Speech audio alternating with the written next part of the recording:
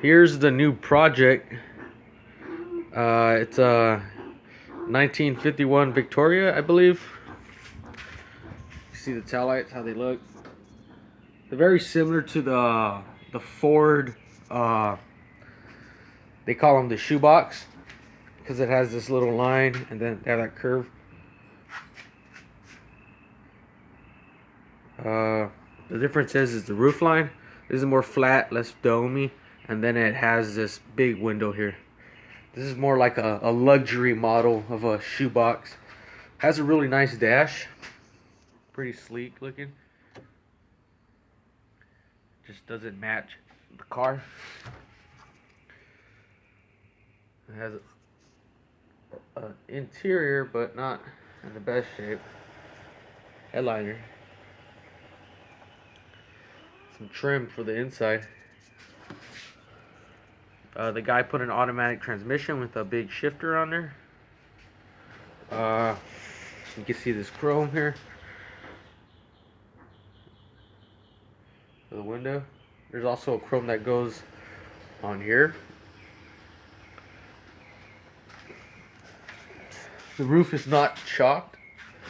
I guess naturally it has this big rake that lays back, which looks pretty nice for me. Man supposedly repaired this part of the hood because I don't know. I think they said somebody they welded it together. The metal was warped, and he didn't like the finish. So what he did was cut actually the metal out, put a new piece of metal, and somewhat welded the hood back on.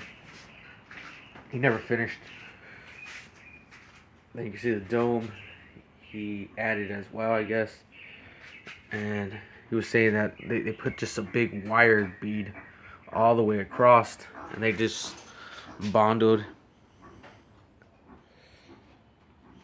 And then I don't know why he was cutting this. He said that this part had more curve than this. This has some curve, and this one's supposedly had more curve.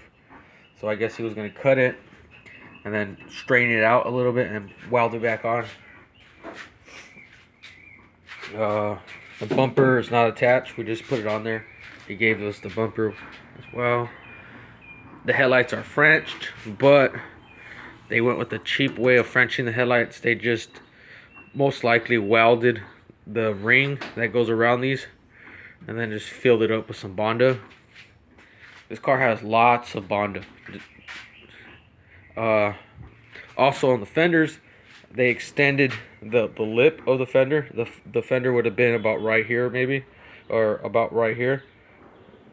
A more of a round shape, I guess. But they also did this lip on it, which looks pretty nice. This is not factory, this little lip here.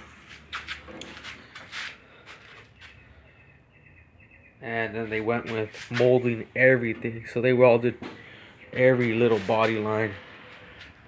The fenders as well. It's welded together.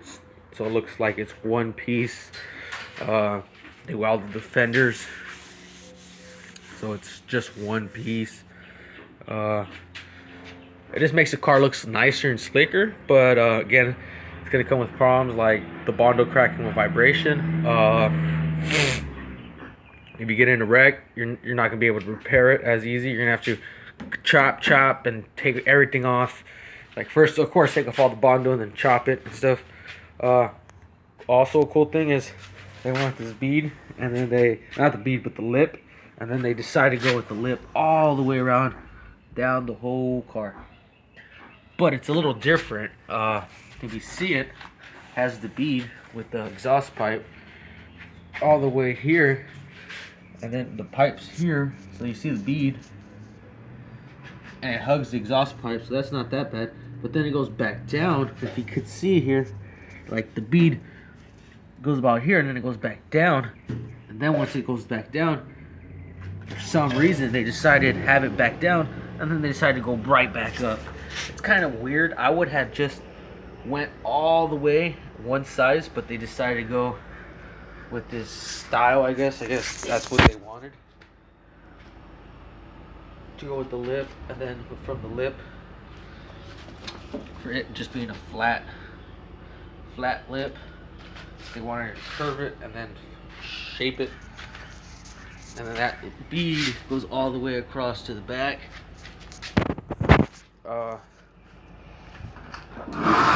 The guy was doing some work on the trunk. He did that, I guess, and installed a gas tank that way.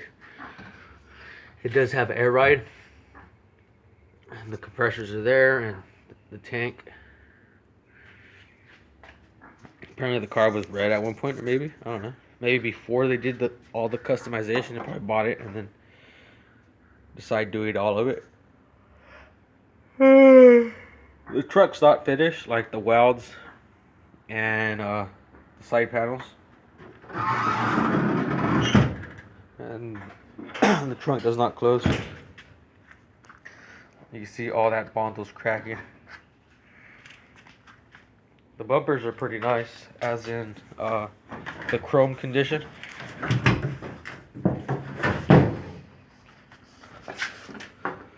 But you can just see bundles cracking every side of the body. It's ridiculous how it's cracking everywhere. But when you don't do body work and you just play with mud, that's what's gonna happen. That's why my dad doesn't really like putting Bondo on stuff, even though it has Bondo a little bit. That's just to smooth it out. It's real thin layers of Bondo, not like this. This trunk, my dad actually paid more money because he had another trunk and it had a couple dents, and my dad's like, no, I'm not gonna repair those dents. I'm just gonna buy a better trunk and then block it and strain it out. Also, the quarter panels, all that doesn't have. It was really straight since we got it. We just strained out some things, but it's not like a Bondo car. The little symbol, Victoria. Same thing on this side as on the other side. No door handles, cracked Bondo. You can see that it's gonna be easy to finish up. Just weld some bead here. I like these little mirrors. They look pretty good. They complement the car. Gave it a good style.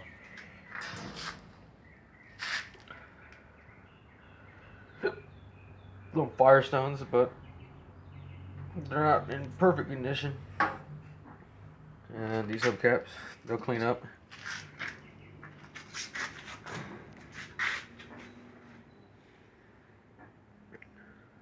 We have all the trim for the inside. My Honda Ruckus. Well, I guess that's it. Maybe I could just pop the hood. Let me just pause it. Little spotlight. I think there's a pin. Alright, it doesn't have the pin on. So the hood should pop. Let me just do it.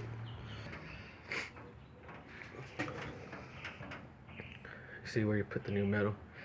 Yeah, here's the motor. It's just a little 350. Nothing too special.